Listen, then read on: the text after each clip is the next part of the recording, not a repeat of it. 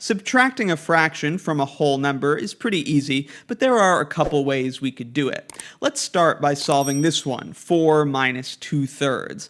Notice that this is a proper fraction. 2/3 is less than 1.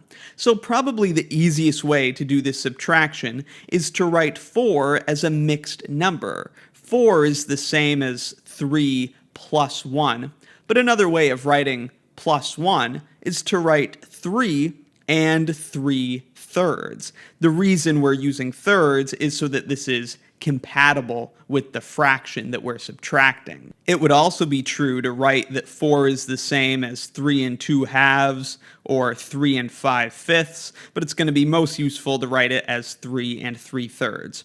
Then subtracting 2/3, you see, becomes very easy. 3 and 3/3 minus 2/3 is just 3 and 1/3. We just take 2/3 away from those 3 that we had, and that's our answer. For the next problem, we could use a similar strategy, but notice the fraction 8/5 is not proper. This is an improper fraction. It's greater than 1. However, if we just used the same strategy anyway, this is how it would go. We could write 3 as 2 and 5/5. Using fifths, of course, so it's compatible with the fraction we're subtracting. Then we subtract 8/5. Now, though, we're going to have a negative, since this is an improper fraction. If we take 8/5 away from 5/5, we're left with negative 3/5. So now we have 2 wholes minus 3/5. But if you take 3/5 away from 2 wholes, well, then you have 1 whole and 2/5 left over. So it still works out okay. An alternative method is to say that 3 is the same as 3 over 1, and then we can give that a denominator of 5 by multiplying it by 1 in the form of 5 over 5. This is just a way of changing how the fraction looks, changing its denominator to match the denominator of 5. Then it's easy to subtract 8/5. This fraction on the left becomes 15 over 5. Again, that's just another way of writing 3.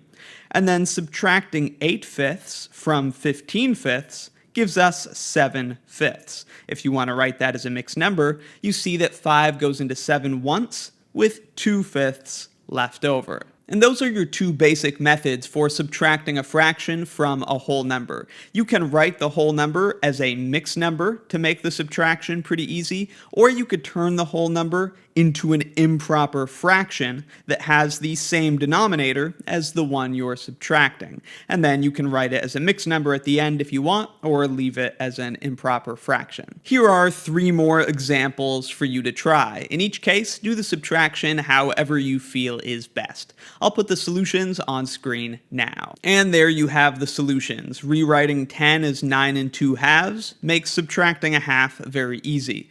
Writing 7 as 6 and 11/11 makes subtracting 4/11 quite easy. For 8 minus 4/3, we could write 8 as 24 over 3, and then that makes it easy to subtract 4 over 3.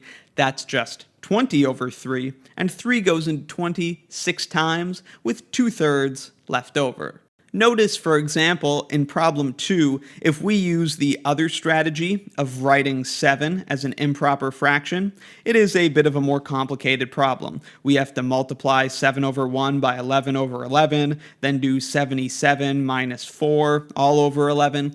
Just depends what type of problem you've got, which strategy will be easiest, but they do both always work. A good rule of thumb is to just use mixed numbers if you're subtracting a proper fraction, and if you're subtracting an improper fraction that's greater than 1, then switch to using improper fractions, and you can switch back to mixed numbers at the end if you want. Let me know in the comments if you have any questions, and check out my pre-algebra course and pre-algebra exercises playlists in the description for more.